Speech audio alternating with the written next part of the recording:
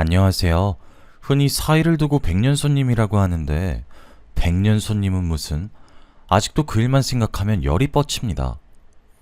남편과 저 둘 다 젊었을 때는 평범한 집안에서 자랐고 결혼 후에 각자 죽어라 노력해서 나름 잘 사는 축에 속하게 되었어요. 남편은 중소기업을 운영하고 저는 초등학교 교사였다가 딸아이 가지고 그냥 일을 그만두었어요. 저희 부부는 서로 금슬도 좋았는데 한동안 아이가 안 생겨서 소가리를 많이 했었습니다. 그러다가 지금의 딸아이가 조금 늦게 찾아와 주었죠. 남편과 저 둘 다 정말 기뻐했습니다. 늦은 나이에 한 임신이어서 그랬는지 딸아이는 태어났을 때부터 몸이 좀 약했어요. 평균 체중에 못 미치는 미숙아로 태어나서 한동안 인큐베이터에 있었죠. 그 작고 어린아이가 아파하는 걸 보니까 제가 대신 아프고 싶을 정도로 속상했어요. 지금은 남들만큼 건강하게 잘 살고 있어서 다행이네요. 아무튼 어렵게 가진 아이인데다가 몸까지 허약했었기 때문에 남들이 보면 극성이다 할 정도로 남편도 저도 딸 사랑이 지극했습니다. 딸아이가 하고 싶다는 거 무조건 할 수 있게 해줬고 먹고 싶은 거 갖고 싶은 거 다 사줬어요. 이러면 애벌은 나빠진다고 주위 어른들이 꾸중도 하셨는데 버릇은 나빠도 되니까 제발 건강하고 행복하게만 자라줬으면 했죠. 다행히 딸아이는 풍족한 환경에서 순하고 착한 성격으로 자라줬어요. 아이가 집에서는 자기 세상처럼 지내는 반면 밖에서는 낯가림이 심하고 소극적인 게 조금 걱정스러웠지만 그래도 큰 문제라고는 생각 안 했습니다. 딸아이가 크면서 자기 재능이랑 적성을 찾아갈 수 있도록 최대한 많은 걸 경험하게 해주고 싶어서 미술과이며 무용이며 성악까지 시켜봤는데 어느 순간 딸은 요리를 배워보고 싶다고 했어요. 자식이 하고 싶은 건 다 응원하고픈 게 부모 마음이긴 해도 수많은 일들 놔두고 왜 하필 요리인가 싶어 조금 안타까워했어요. 제가 옛날 사람이라 그런진 몰라도 요리는 누구나 할 수 있는 거라 생각했고 요리사란 직업은 뭔가 사회적 성공이랑 멀리 있는 것 같다고 느껴졌거든요. 혹시라도 독립하거나 시집가면 지겹도록 하게 될 텐데 왜 굳이 그걸 직업으로 삼아야 하나 싶었죠. 그러다가 딸이 저 몰래 요리학원에 등록해서 다니는 모습을 보고 딸아이의 열정이 진심이구나 싶어 제가 한 수 접었습니다. 기왕 요리사 될 거 그 분야에서 최고가 되라는 마음으로 남편과 상의 후 딸아이를 프랑스에 있는 제일 유명한 요리 학교로 유학을 보냈습니다. 생각해보면 저도 하고 싶은 일은 따로 있었는데 현실적으로 생각해서 초등학교 교사 일을 선택했던 거였어요. 저는 못했지만 딸만큼은 원하는 꿈 이뤄주고 싶어서 쉽지 않은 결정을 내렸습니다. 자식이 아무리 성인이 되었다 해도 부모 입장에서는 늘 애 같잖아요. 마음 같아선 딸 유학길에 따라가고 싶었는데 참고 얼른 딸아이 한국으로 돌아오기만을 기다렸어요.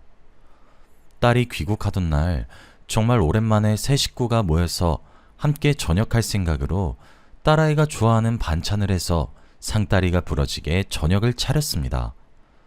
그런데 딸은 웬 남자 외국인과 함께 집으로 돌아왔어요.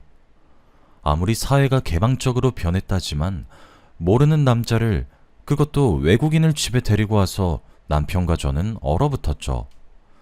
딸아이가 어색하게 웃으면서 미리 말 못해서 미안하다고 유학 중에 만나 2년 동안 만나고 있는 남자친구라고 말하더군요. 그동안 언질 한 번 없더니 저 몰래 2년 동안 누굴 만나고 있었다는 사실에 깜짝 놀랐습니다.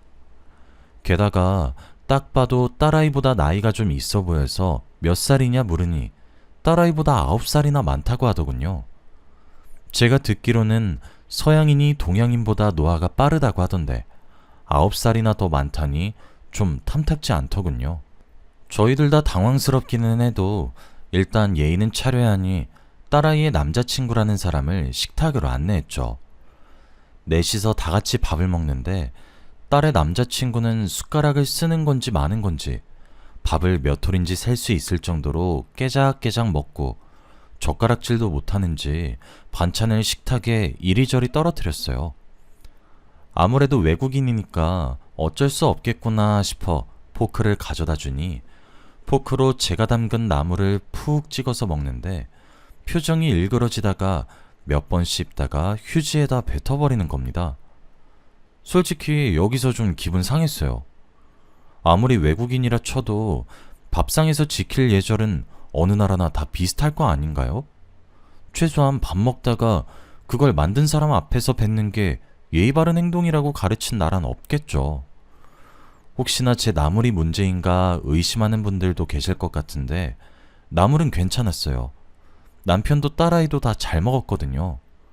게다가 딸의 남자친구는 나물뿐만이 아니라 제가 한 모든 반찬을 집어서 냄새만 조금 맡다가 입에 대지도 않고 다시 내려놓더군요.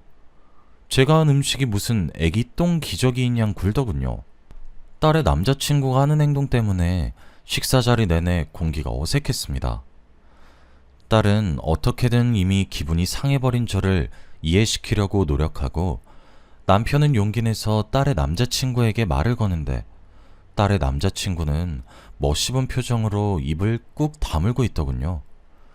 그것 때문에 딸에게 혹시 남자친구가 한국말을 아예 못하냐고 물었는데 그것도 아니래요. 웬만한 일상 표현은 다 할 수 있을 정도로 능숙하다는 거예요. 결국 일부러 남편의 말을 무시하고 있는 거란 결론이 나더군요. 그날 딸의 남자친구가 돌아가고 딸은 더 기절할 만한 얘기를 꺼냈어요. 사실은 그 남자와 결혼하고 싶어서 오늘 저희에게 소개시켜 준 거라고 하더군요. 딸이 좋다는데 어쩌나 싶다가도 정말 그 남자만큼은 싫더라고요. 당장 오늘 하루만 봤는데도 도저히 딸을 행복하게 만들어줄 것 같지 않았어요. 딸에게 다시 생각해보라고 해도 딸은 그 남자가 좋다고 고집을 피우더군요. 제대로 된 연애를 못 해봐서 누가 봐도 별로인 사람을 좋다고 데리고 온 건지 답답했죠. 솔직히 딸의 남자친구는 객관적으로 봤을 때 콧대도 높고 키도 큰데다 미남이긴 했어요. 근데 결혼해서 평생 얼굴만 뜯어먹고 살 순 없잖아요. 딸애 보고 남자친구가 뭐 하는 사람이냐 물으니 그림 그리는 사람이라던데 요즘 세상에 화가가 어떻게 밥 벌어먹고 사나요? 혹시 몰라 남자친구 쪽 부모님은 만나봤냐고 하니까 딸이 망설이다가 대답하더군요. 엄마, 그 사람 부모님 안 계셔. 그러니까 고아라는 거예요. 어렸을 때부터 부모님이 안 계셨고 보육원에서 자랐대요. 정말 미치고 환장할 노릇이었죠. 솔직히 눈에 넣어도 안 아플 딸아이 누가 데려가든 아까워 죽겠는데 고아에 가진 거 하나 없는 외국인이랑 결혼한다고 하니 속이 터졌어요. 그나마 남편은 저보고 진정하라고 아직 한 번밖에 안 만나보지 않았냐고 몇 번 더 보고 판단해도 늦지 않다고 말하더군요. 사실 몇 번을 만나봐도 첫인상과 조건이 너무 별로라 시간 낭비나 다름없을 것 같았어요. 몇 번을 만나든 전 무조건 반대할 생각이었습니다. 그런데 일이 제가 생각했던 대로 무조건 풀리진 않더군요. 딸이 임신을 해버렸어요. 제가 반대한다는 걸 알고 일부러 그런 건가 싶어 순간 화가 나서 너 지금 엄마한테 임신으로 반항하니? 생명이 장난이야? 하고 다그쳤어요. 그랬더니 딸은 아니야 엄마. 하늘에 맹세코. 나 진짜 조심했어. 이상하다. 이럴 리가 없는데. 이렇게 말하면서 자기도 당황해하더군요. 거짓말인 것 같진 않았어요. 이미 생겨버린 생명을 어찌할 수 없는 노릇이라 결국 동네 창피하지 않게 울며 겨자 먹기로 딸아이의 결혼을 서둘렀습니다. 딸아이의 남자친구를 불러들여서 딸아이의 임신 소식을 알리니 깜짝 놀랄 줄 알았는데 의외로 덤덤하더라고요. 그걸 넘어서 그럴 줄 알았다는 듯이 묘하게 웃기까지 했죠. 그 웃음이 마음에 걸려서 혹시 일부러 딸아이를 임신시킨 게 아닐까 의심했지만 증거는 없어서 생각만으로 그쳤습니다. 아무튼 딸은 그렇게 결혼하게 되었어요. 결혼식 날 딸이 아까워서 어찌나 울었는지 모르겠습니다. 남편이 그만 좀 울라고 모르는 사람이 보면 초상집인 줄 알겠다고 할 정도로 많이 울었죠. 결혼하고 아이 낳을 동안은 딸의 부부를 저희 집에서 데리고 살기로 결정했습니다. 임신하는 바람에 주방에서 일하는 건 위험하니까 직장에 다닐 수도 없을 거고, 그렇다고 사위가 이렇다 할 경쟁력이 있는 것도 아니었으니까요. 아무래도 딸애가 서둘러서 결혼한 데다 상대가 외국인이다 보니 주변에서 많이 궁금해했는데, 체면이 있어서 차마 사실대로는 말 못하고 사위는 프랑스에서 유명한 갤러리를 운영하는 예술가라고 대충 둘러댔어요. 하지만 예술가는 개뿔. 사위는 딸과 결혼하고 아무런 경제활동도 안 했고 그림도 그리지 않았어요. 나중에 알고 보니 그림도 마리주아 그림이지, 관광지 같은 데에서 푼돈 받고 사람들 초상화 그려주는 일로 겨우 벌어먹고 살았다 하더군요. 사위는 이대로는 안 될 것 같았는지 남편과 제게 앞으로 진지하게 그림을 그려볼 생각이라고 말하더군요. 뭐 아무것도 안 하고 백수건달처럼 지내는 것보다야 뭐든 하는 게 좋겠다고 좋게 말해주긴 했는데, 다음 말이 압권이었습니다. 그림을 그리려면 작업실이 필요하다고 아파트를 하나 해달라는 겁니다. 너무 뻔뻔하게 요구해서 진짜 한 대 걷어 차주고 싶을 정도였는데, 어쨌든 나중에 아이 낳으면 딸과 사이도 분가하긴 해야 할 테니 그거 생각해서 남편이 가지고 있던 40평짜리 아파트 하나를 증여해 줬습니다. 그렇게 자기 인생에 욕심 많던 딸아이는 임신해서 아무것도 못하고 있는데, 지가 뭐 예쁘다고 아파트까지 달라는 사위 신부가 괘씸했죠. 딸아이 출산을 앞둔 어느 날 미리 축하하는 셈치고 사위도 포함해서 온 가족이 레스토랑에서 밥을 먹고 있었습니다. 그런데 테이블 위에 올려둔 사위폰에 전화가 걸려왔죠. 화면을 보니 국제전화였는데 그걸 본 사위의 표정이 묘하게 굳는 겁니다. 딸아이도 사위를 보고 "웬 국제전화? 당신 친구나 뭐 아는 사람 아니야?" 하고 묻는데, 사위는 의심스러울 정도로 손사래를 치면서 "에이, 나한테 전화할 사람 없어" 하면서 전화기를 아예 뒤집어서 전화를 무시하더라고요.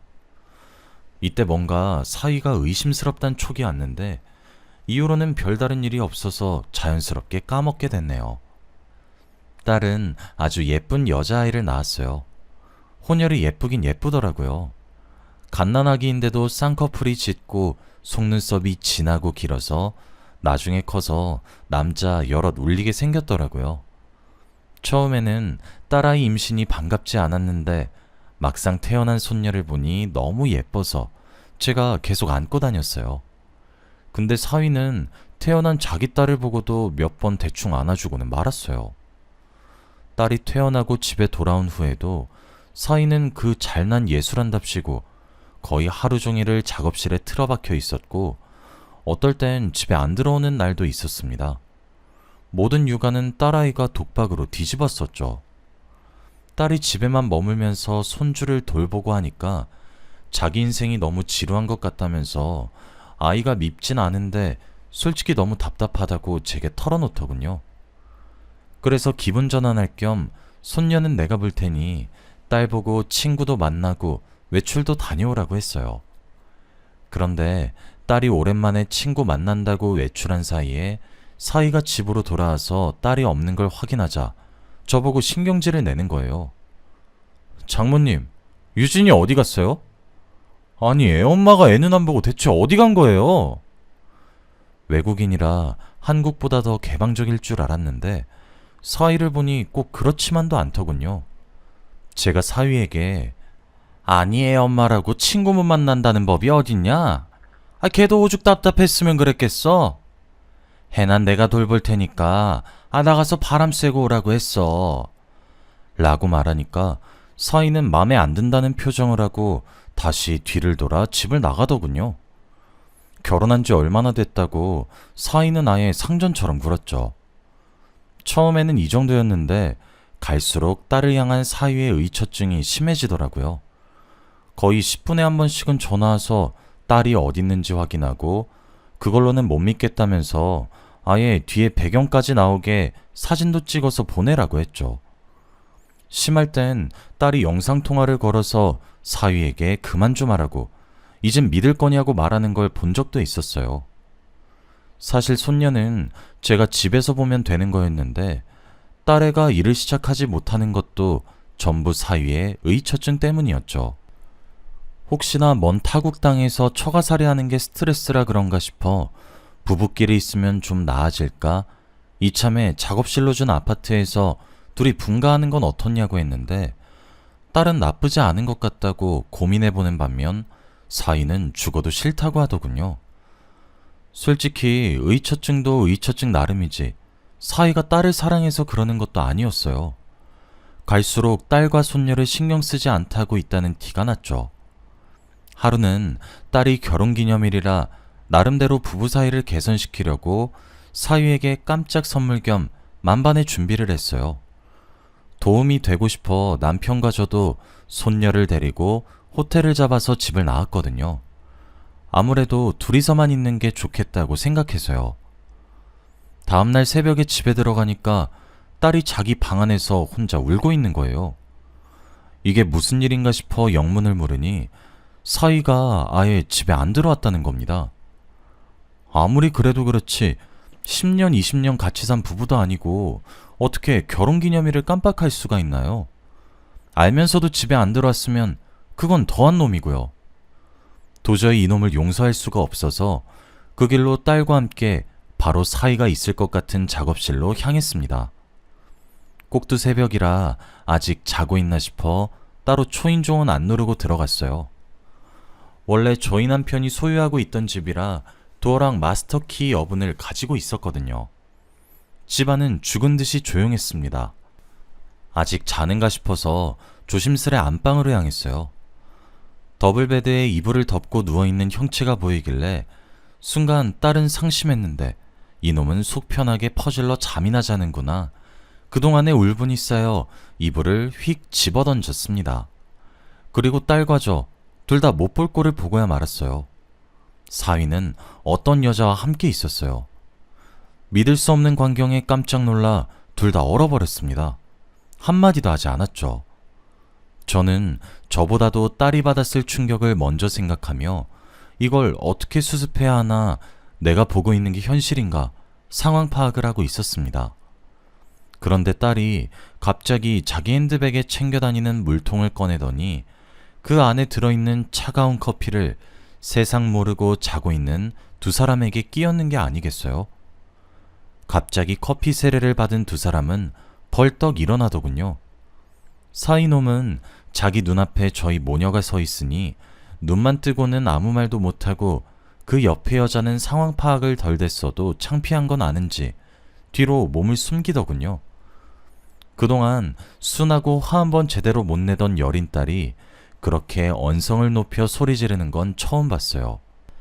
이 미친놈아, 너 대체 뭐 하는 놈이야? 집에서 너 기다리는 와이프랑 애 생각은 안 나든? 그동안 가진 거 없는 놈 우리 집 재산으로 먹게 살게 해줬더니 이딴 식으로 뒤통수를 쳐? 그런데 그 말을 들은 여자가 영문을 모르겠다는 표정으로 사위에게 이게 무슨 소리야 오빠? 나보고 미혼이라고 했잖아. 근데 이 사람들은 뭐야? 라고 되묻는 겁니다. 딱 봐도 사이놈이 결혼한 사실을 숨기고 외도한 것 같더군요. 가지가지 한다 참. 딸은 헛웃음을 한번 짓고는 분이 풀리지 않는지 작업실이 있는 방으로 가서 사이놈이 그린 그림을 다 찢어서 던져버리더군요. 그 소리를 들은 사이놈이 헐레벌떡 달려가서 딸을 붙잡고 이성적이지 못하게 이게 뭐하는 짓이야. 그림은 가만히 냅둬 제발 하고 말리는데 그 순간 딸이 갖가지 색상의 물감을 사이놈 얼굴에 쭉 짜버리더군요. 이성은 얼어 죽을 이성. 그래서 넌 이성적으로 바람폈냐? 딸은 더 난리를 쳐놓으려다가 제가 더 이상 사이놈 꼬라지 보고 있기도 싫어 끌고 나왔어요. 딸과 함께 집 가는 차 안에서 한마디도 안 하다가 집 도착하자마자 딸이 절 붙잡고 펑펑 울더군요. 곱씹어 생각해도 너무 황당하고 이런 경우 없는 일이 다 있나 싶어 욕도 안 나오는데 그런 와중에도 딸이 제일 안쓰러워 저까지 눈물이 터져나왔어요. 소식을 듣고 분개한 남편이 당장 아파트에서 사이놈 내쫓고 자기랑 친분 있는 법조인 소개해서 소송을 준비했어요. 그나마 다행인 건 아파트를 증여할 때 혹시 몰라 명의를 딸 이름으로 해놔서 아파트 건은 처리하기 쉬웠다는 거죠. 그리고 사위와 함께 있던 그 여자에게서 저희 번호는 어떻게 알았는지 나중에 연락이 오더군요. 알고 보니 그 여자도 나름 있는 집 딸인데 사이놈이 결혼 사실을 숨기고 만나서 자기는 맹세코 자기가 불륜을 하고 있는지도 몰랐다고 하면서 사과하더군요. 게다가 이 아가씨는 또 사이한테 잠시나마 진심이었는지 나름 결혼까지 생각하고 있었는데 배신당한 거여서 저희 딸만큼이나 도끼를 가득 품고 그놈이 이 나라에서 고개 못 들고 살게 해주자고 제게 말하더군요. 그 덕분에 사이놈은 이미 소문이 날 대로 다 나서 한국에선 자기 원래 하던 미술업계 쪽은 아예 발도 붙이기 어렵다고 하더라고요. 사실 워낙 실력이 없어서 굳이 앞길에 회방 안 놓아도 알아서 망할 것 같지만요. 그리고 그 아가씨가 전해준 말로는 또 사위놈이 사실 고아가 아니었다고 하더라고요. 본국에 부모가 있긴 한데 워낙 가난한 집이라 아예 없는 척 동정심을 사려고 저희에게 거짓말을 친 것 같더라고요. 뭐 이딴 천하의 불효막심한 놈이 다 있나요? 가난하고 부유하고를 떠나서 있는 부모를 죽은 사람, 없는 사람 취급하다뇨. 알면 알수록 사이놈 인간 덜 됐구나 느꼈습니다. 딸은 그 이후로 씩씩한 척을 하긴 해도 손녀를 혼자 키우게 된 데다 손녀를 볼 때마다 사이 생각이 나는 건 어쩔 수가 없으니 딸이 받는 정신적 충격을 걱정했는데 너무 큰일을 겪어서 그런지 오히려 저보다 담담하게 상황을 잘 헤쳐나가더군요. 너무 어린 나이에 손녀가 아빠 없이 자랄까 사회적 시선이 걱정도 됐지만 장기적으로 따지고 봤을 때 그런 아빠라면 차라리 없는 게 나을 것 같기도 했어요. 일이 마무리되고 저희 가족은 생각보다 평화롭게 지내고 있습니다. 딸아이는 이제 손녀도 어느 정도 컸고 유학까지 다녀왔으니 원래 하려던 일을 새로 도전해보려고 한다며 호텔 레스토랑에서 자기가 좋아하는 요리하며 일하고 있어요. 퇴근할 때마다 일은 힘들어도 재밌다고 웃는 딸아이 얼굴을 보면 행복이 멀리 있지 않구나 싶어요. 딸아이 행복이 곧 제 행복이니까요. 처음에 사연 올릴 때만 해도 일이 일이다 보니 이걸 과연 올려도 되나? 자기 얼굴에 침 뱉기 아닌가? 망설여졌는데 막상 쓰고 나니까 속이 다 후련하네요. 사연 들어주신 여러분 감사합니다.